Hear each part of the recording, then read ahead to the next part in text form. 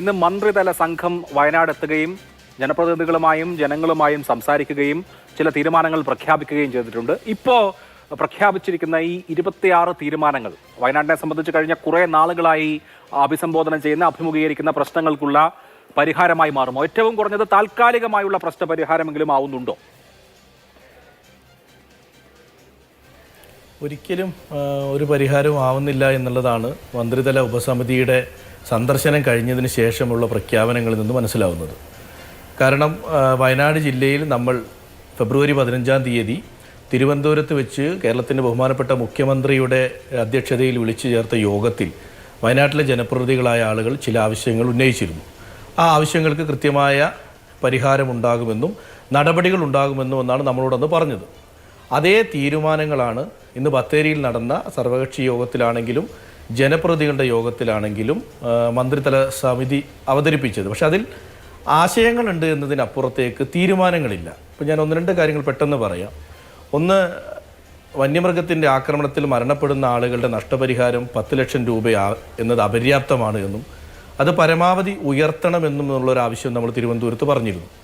അതിൽ യാതൊരുവിധ തീരുമാനവും ഇന്നത്തെ മന്ത്രിതല സമിതി പറയുന്നില്ല. അതിനോടൊപ്പം വയനാട്ടിലുണ്ടാകുന്ന ഏറ്റവും വലിയ ഒരു പ്രതിസന്ധി, അതിലൊരു ചെറിയ ഒരു സ്റ്റെപ്പ് എടുത്തു എന്ന് വേണമെങ്കിൽ പറയാം. നമ്മളുടെ വന്യമൃഗ ആക്രമണങ്ങളിൽ പരിക്കേൽക്കുന്ന ആളുകൾക്ക് വയനാട്ടിൽ വിദഗ്ധ ചികിത്സ ലഭിക്കാത്ത സാഹചര്യം വരുമ്പോൾ കോഴിക്കോട് പോലെയുള്ള സ്ഥലങ്ങളിലെ പ്രൈവറ്റ് ആശുപത്രികൾ ഞങ്ങൾ ചികിത്സ തേടാറുണ്ട്. അപ്പോൾ വലിയ ഭീമമായ ബില്ല് തുക വരും. പക്ഷേ 1 ലക്ഷം രൂപയിൽ കൂടുതൽ വനം വകുപ്പ് അനുവദിക്കാറില്ല. അപ്പോൾ അതിൻ്റെ മുഴുവൻ തുകയും സർക്കാർ വഹിക്കണമെന്ന് തിരുവനന്തപുരത്ത് പറഞ്ഞതാണ്. അത് ക്യാബിനറ്റിൽ വെക്കാമെന്നും അത് പരിഗണിക്കാമെന്നും പറഞ്ഞു. പക്ഷേ എത്ര തുക വരെ എന്നുള്ളതോ ആർക്കൊക്കെ എങ്ങനെയൊക്കെ എന്നുള്ളത് കൃത്യമായി പറയാൻ പറ്റിയിട്ടില്ല. പക്ഷേ അത് ക്യാബിനറ്റിൽ വെച്ച് തീരുമാനിക്കപ്പെടുമെന്ന് വേണമെങ്കിൽ പറയാം. അതിനോടൊപ്പം തന്നെ വേറെ കുറേ കാര്യങ്ങൾ, നാടും വാടും വേർതിരിക്കുന്ന കാര്യങ്ങൾ, അതിനേക്കുള്ള കൂടുതൽ ഫണ്ട്, ഇതെല്ലാം നമ്മൾ ആവശ്യപ്പെട്ടതാണ്. അതിലൊന്നും ഒരു തീരുമാനവും പറയാതെ കേവലം വനംവകുപ്പ് മന്ത്രിക്ക് വയനാട്ടിൽ കാലുകുത്താൻ മറ്റു 2 മന്ത്രിമാരുടെ കൂടെ സഹായത്തോടു കൂടി ഒരു യോഗം നടത്തുകയും അതിൽ വളരെ ലളിതമായ ചില കാര്യങ്ങൾ, തൊഴിലുറപ്പ് പദ്ധതിയുമായി ബന്ധപ്പെട്ട ചില കാര്യങ്ങൾ, മറ്റും കാര്യങ്ങളൊക്കെ പ്രഖ്യാപിച്ചുകൊണ്ട് അങ്ങ് മാറിപ്പോകുന്നൊരു സാഹചര്യമുണ്ടായി. പക്ഷേ അതിന് ശേഷം മന്ത്രിതല സമിതി മരണപ്പെട്ട ആളുകളുടെ വീടുകൾ സന്ദർശിച്ചു. അവിടുത്തെ റെസ്പോൺസ് ഒരുപക്ഷെ മാതൃഭൂമിയിലും ഉണ്ടാകും. വളരെ പോസിറ്റീവായ റെസ്പോൺസ് അല്ല. ജനങ്ങൾ വളരെ മോശമായും വൈകാരികമായും അവരോട് പോലും പ്രതികരിക്കുന്നൊരു സാഹചര്യം ഉണ്ടായത്. ഞങ്ങൾ പ്രതീക്ഷിച്ചത് തിരുവനന്തപുരത്ത് നടന്ന ചർച്ചയുടെ അടിസ്ഥാനത്തിൽ 7 ദിവസം കഴിയുന്നു, കൂടിയാലോചനകൾ നടക്കുന്നു, അത് പ്രഖ്യാപിക്കാൻ വയനാട്ടിലേക്ക് കടന്നു വരുന്നു എന്നുള്ളത്. പിന്നെ ഒരു മോണിറ്ററിംഗ് കമ്മിറ്റി, അത് കലക്ടറും ഫോറസ്റ്റ് ഓഫീസർമാരും ജനപ്രതിനിധികളൊക്കെ ചേർന്ന് 2 ആഴ്ചയിൽ യോഗം കൂടുന്നൊരു മോണിറ്ററിംഗ് കമ്മിറ്റിയാണ് പറയുന്നത്. അതൊന്നും വയനാട്ടിൽ നമ്മളങ്ങനെ കാര്യമായി ആവശ്യം വാർഡ് തലത്തിൽ ജനകീയ സമിതി നമ്മൾ പറഞ്ഞിരുന്നു. അതിനകത്ത് നമ്മൾ തന്നെയാണ് അങ്ങനെ ഒരു നിർദ്ദേശം പറഞ്ഞത്. വാർഡ് തലത്തിലെ പഞ്ചായത്ത് മെമ്പർമാരെ ഉൾപ്പെടുത്തി. അതൊന്നും സർക്കാരിന് യാതൊരുവിധ സാമ്പത്തിക ബാധ്യതയോ മറ്റു കാര്യങ്ങളോ ഉള്ളതല്ല.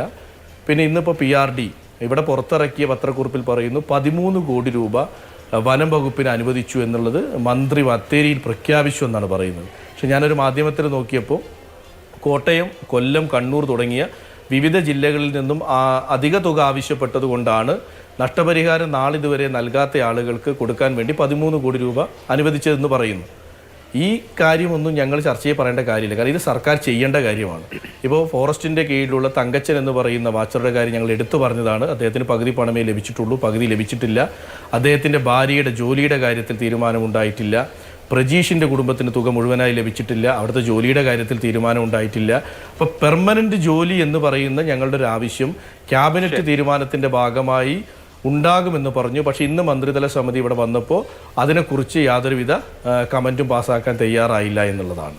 അപ്പോൾ നമ്മൾ തിരുവനന്തപുരത്ത് ഒരു ചർച്ചയിൽ വലിയ പ്രതീക്ഷയോടുകൂടി പറഞ്ഞ കാര്യത്തിൻ്റെ നടപടികൾ ഉണ്ടാകുമെന്ന് ഞങ്ങൾ പ്രതീക്ഷിച്ചൊരു മീറ്റിങ്ങിൽ അതേ ചില കാര്യങ്ങൾ അങ്ങോട്ടും ഇങ്ങോട്ടും പറയുകയും പരിഗണിക്കാം, ശ്രമിക്കാം, കൊടുക്കാം, നോക്കാം എന്ന് പറയുന്ന ചില വാക്കുകൾ പറഞ്ഞ് മന്ത്രിതല സമിതി കടന്നു പോവുകയും ചെയ്യുന്ന ഒരു സാഹചര്യം ഉണ്ടാക്കി. വയനാട്ടിലെ ഒരു അന്തരീക്ഷത്തെ തൃപ്തികരമല്ല എന്നുള്ളതാണ് അവിടെ പ്രതിപക്ഷ